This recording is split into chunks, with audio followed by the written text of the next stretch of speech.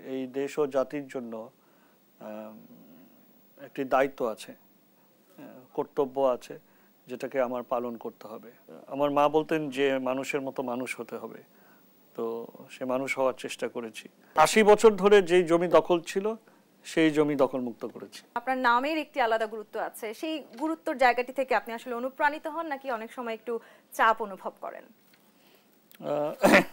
না, পারিবারিকভাবেই আমরা যে বড় হয়েছি তখন থেকেই চাপ না, উপলব্ধি করেছি যে এই দেশ ও জাতির জন্য একটি দায়িত্ব আছে, কর্তব্য আছে, যেটাকে আমার পালন করতে হবে।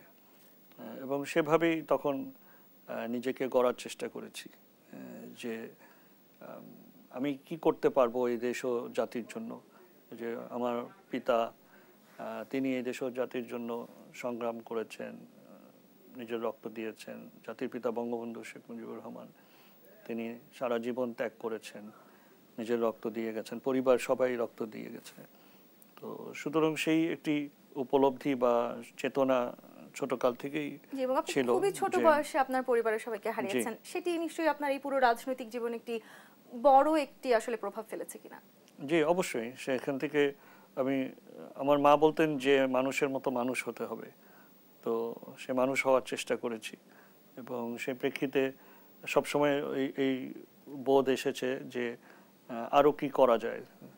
আমাদের প্রাণপ্রিয় নেত্রী মাননীয় প্রধানমন্ত্রী জননেত্রী শেখ হাসিনা, তিনি যেমন তার জীবনটাকে উৎসর্গ করেছেন এই দেশের জন্য, জনগণের জন্য, তো সেটার প্রেক্ষিতেই যে বঙ্গবন্ধু যে লালিত স্বপ্ন ছিল সেটার বাস্তবায়নে আর কি করা যায়, আর কতটুকু করা যায়, মানে আমি কি আমার পরিপূর্ণতা মানে পুরোটা দিচ্ছি নাকি আরো দেওয়ার সুযোগ আছে।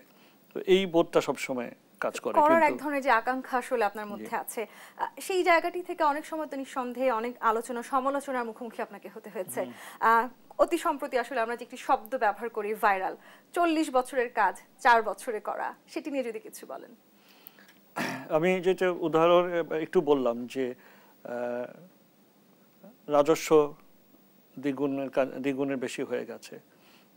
আরেকটি ছোট্ট উদাহরণ দিই যে আমাদের বর্জ্য ব্যবস্থাপনাটা একদম নাজুক ছিল।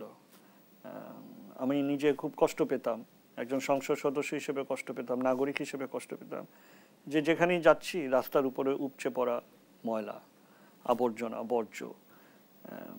মসজিদে যেতে গেলে মুসল্লিরা সেই বর্জ্য পেরিয়ে তাদেরকে যেতে হচ্ছে। নর্দমা, হাঁটার পথ কোথাও খালি নেই, বর্জ্য পেরিয়ে মানুষকে রাস্তা দিয়ে যেতে হচ্ছে বর্জ্যকে রেখে। সেই জায়গা থেকে কীভাবে উত্তরণ করা যায়। তো আমি দেখলাম যে দায়িত্ব নেওয়ার পরে যে ঢাকা শহরে মাত্র 22টি ওয়ার্ডে অন্তর্বর্তীকালীন বর্জ্য স্থানান্তর কেন্দ্র, যেটাকে সেকেন্ডারি ট্রান্সফার স্টেশন STS বলা হয়, সেটার নির্মাণ আছে 24টা, 75টা ওয়ার্ডে 24টা। আমি এই করোনা মহামারীর 2 বছর আর বাকি 2 বছর, 4 বছরে আমি 41টা নির্মাণ সম্পন্ন করেছি। প্রায় দ্বিগুণে উন্নীত করেছেন। হ্যাঁ, 24টা ছিল, আমি নিজে 41টা করেছি। 50 বছরে 24টা ছিল, আমি 4 বছরে 41টা করেছি। তো 40 বছর বলেছি, আমার মনে হয় 40 না 50 বছর বলাটা ঠিক ছিল।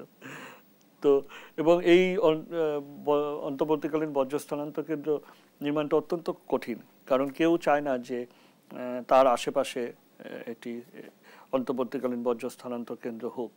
সবার ধারণা যে সেটা তো বর্জ্যের স্তূপ হয়ে থাকবে, ময়লা থাকবে, আমার বাসার সামনে না হোক, মসজিদের সামনে না হোক, মন্দিরের সামনে না হোক, এরকম সবারই এটা আপত্তি থাকে। আর আমাদের সেরকম জমিও নেই বা ছিল না যে জমিতে আমরা করতে পারি। তো এখানে আমার যে সম্পদ, সেই সম্পদকে রক্ষা এবং সেটার দখলমুক্ত করাটাও একটা বড় কাজ ছিল। আমি এই 4 বছরে 57 একর জমি আমি উদ্ধার করেছি, যেটা ঢাকা দক্ষিণ সিটি কর্পোরেশনের সম্পদ, এবং সেটার বাজার মূল্য প্রায় 4000 কোটি টাকার ঊর্ধ্বে। অর্থাৎ হয়তো গত 50 বছরে অনেকেই যা করে দেখাতে পারেনি, আপনি খুব কম সময়ে আসলে সেটি করে দেখিয়েছেন। 80 বছর ধরে যেই জমি দখল ছিল সেই জমি দখলমুক্ত করেছি।